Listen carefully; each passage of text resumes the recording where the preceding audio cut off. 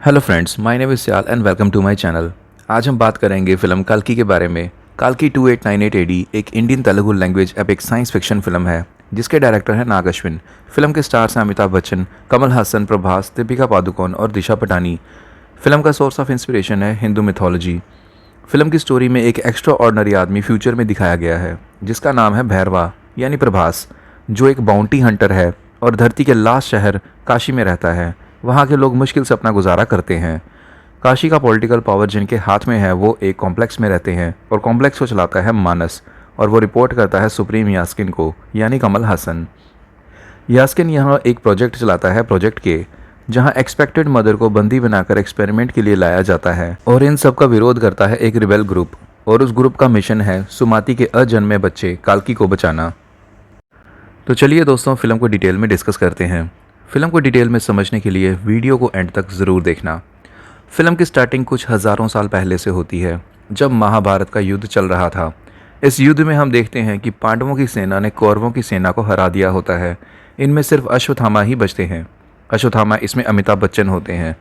अश्वत्थामा ये देखते हैं कि कौरवों के साथ साथ उनके पिता द्रोणाचार्य भी मारे जा चुके हैं। अश्वत्थामा को गुस्सा आता है और वो गुस्से में आकर ब्रह्मास्त्र से अर्जुन के बेटे की वाइफ जो एक्सपेक्टेड होती है उसके अजन्मे बच्चे को मार देते हैं। ये देखकर लॉर्ड कृष्ण को बहुत ही गुस्सा आता है और वो अश्वत्थामा के पास आते हैं।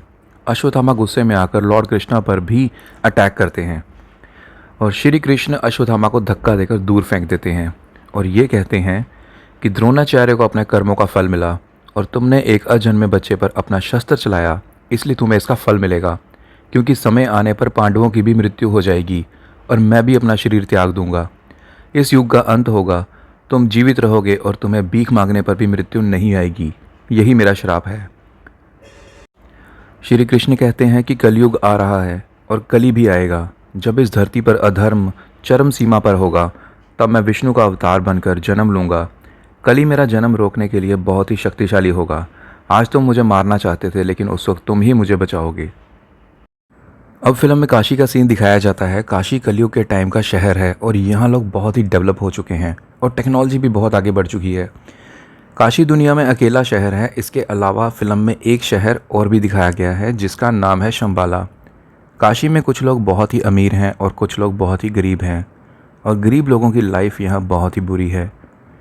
यहाँ एक कॉम्प्लेक्स भी है जो एक ट्रायंगुलर शेप में है और अंदर से बहुत ही बड़ा है, जहाँ साफ़ पानी, साफ़ हवा, साफ़ नदियाँ, जंगल सब कुछ होता है। कॉम्प्लेक्स को जो चलाता है उसका नाम है सुप्रीम यास्किन यानी कमल हसन। इसके पास अपनी आर्मी भी है। यहाँ पर हम ये भी जानते हैं कि काशी में कोई भी करेंसी नहीं चलती। यहाँ जो करेंसी चलती है उसे यूनिट्स कहते हैं। जो भी 1 मिलियन यूनिट्स देगा वो इस कॉम्प्लेक्स में रह सकता है। इतने यूनिट्स किसी के पास भी नहीं होते और इसलिए सभी लोगों को कॉम्प्लेक्स के बाहर ही रहना पड़ता है। इसके बाद फिल्म में एंट्री होती है रिबेल स्टार यानी प्रभास की, जिसका नाम है भैरवा। भैरवा अकेला ही अपनी लाइफ काशी में बिता रहा होता है और ये एक अच्छा फाइटर भी होता है।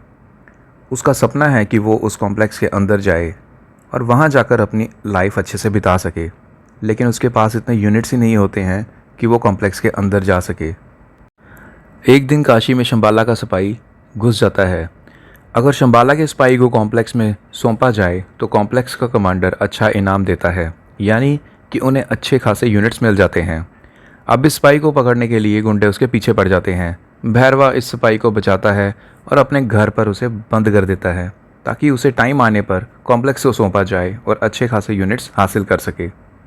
इसके बाद भैरवा की गर्लफ्रेंड रॉक्सी की एंट्री होती है, यानी दिशा पटानी। रॉक्सी भैरवा को बताती है कि उसकी जॉब कॉम्प्लेक्स में लग गई है। वो उसे साथ ले जाने को कहता है। वो एग्री कर जाती है। भैरवा कॉम्प्लेक्स के अंदर जाकर वहाँ के नज़ारे देख बहुत ही खुश हो जाता है। अब भैरवा ये डिसाइड करता है कि वो अब जल्दी से जल्दी यूनिट्स इकट्ठे करके कॉम्प्लेक्स के अंदर जाकर ही रहेगा और वहीं पर अपनी ज़िंदगी बिताएगा। अब कॉम्प्लेक्स के अंदर का सीन दिखाया जाता है जहाँ एक लैब होती है, जहाँ बहुत सारी लड़कियाँ होती हैं और साइंटिस्ट उन पर एक्सपेरिमेंट्स कर रहे होते हैं। इसके बाद सुप्रीम यास्किन यानी कमल हसन का सीन दिखाया जाता है। यही कली है। इसकी बॉडी दुबली पतली और कमज़ोर सी होती है। ह्यूमंस नेचर को डिस्ट्रॉय कर रहे हैं, इसलिए इसे इंसानों से नफ़रत होती है। सुप्रीम को अपने आप को पावरफुल बनाने के लिए एक सीरम की ज़रूरत है। ये सीरम उसे एक्सपेक्टेड मदर से ही मिलेगा। इसके लिए उसके पास टॉप साइंटिस्ट भी हैं और एक बहुत बड़ी लैब भी बना रखी है जहां ये सब साइंटिस्ट काम करते हैं। यास्किन को जिस सीरम की ज़रूरत है वो उसे उसी लड़की से मिलेगा जो 121 डेज से ज़्यादा दिनों तक एक्सपेक्टेड हो। इसलिए यास्किन के पास काम करने वाले सभी साइंटिस्ट ऐसी लड़की को ढूंढते हैं जो 121 डेज से ज़्यादा दिनों तक एक्सपेक्टेड हो, ताकि उसका सीरम लाकर यास्किन को दे सकें और यास्किन पावरफुल बन सके। अब फिल्म में दीपिका पादुकोण की एंट्री होती है, जिसे उसके पेरेंट्स ने बचपन में ही कॉम्प्लेक्स में भेज दिया था और वो वहाँ पर एज ए स्लेव काम करती है। इसका नाम रखा गया है सम 80, जिसे बाद में सुमाती नाम से बुलाया जाता है। यास्किन और उसके साइंटिस्टों की टीम जिस लड़की की तलाश में थे वो कोई और नहीं दीपिका पादुकोण ही होती है, क्योंकि वो ये बात छुपा कर रखती है कि वो 121 डेज से ज़्यादा एक्सपेक्टेड है। अब एक सोल्जर को दीपिका के बारे में पता चल जाता है और वो कमांडर को इसके बारे में बता देता है। फिर दीपिका को उठाकर एक मशीन में डाल दिया जाता है ताकि वो उसके अंदर से वो सीरम ले सकें। लेकिन एक्सट्रैक्शन का प्रोसेस जैसे ही शुरू होता है तो सभी लाइट्स धीरे धीरे बंद होने लगती हैं, मशीन भी काम करना बंद कर देती है। इसके बाद फिल्म में एक मंदिर दिखाया जाता है जहां अश्वत्थामा बैठे होते हैं। अब उनकी आंखें खुल जाती हैं और उन्हें एहसास होने लगता है कि कल्कि जन्म लेने वाला है। अब अश्वत्थामा उस लड़की को ढूंढने लगते हैं जो कल्कि को जन्म देने वाली होती है, और वो लेडी होती है दीपिका पादुकोण। अब लैब का सीन आता है जहां दीपिका एक मशीन में बंद थी। मशीन के बंद होने के बाद दीपिका की एक फ्रेंड उसे बचा लेती है, लेकिन इस एक्सट्रैक्शन प्रोसेस में दीपिका से एक बूंद सीरम निकाल लिया जाता है। दीपिका की फ्रेंड उसे बताती है कि वो एक सिपाही है जो शंबाला शहर से आई है, पिछले 2 साल से कॉम्प्लेक्स के अंदर एज ए सिपाही काम कर रही है। फिर वो दीपिका को खुफिया रास्ते से बाहर लेकर जाती है और उसे कहती है कि उसने अपने दोस्तों को एक सिग्नल देकर बाहर बुलाया है ताकि वो दीपिका को वहाँ से शंबाला ले जाएं।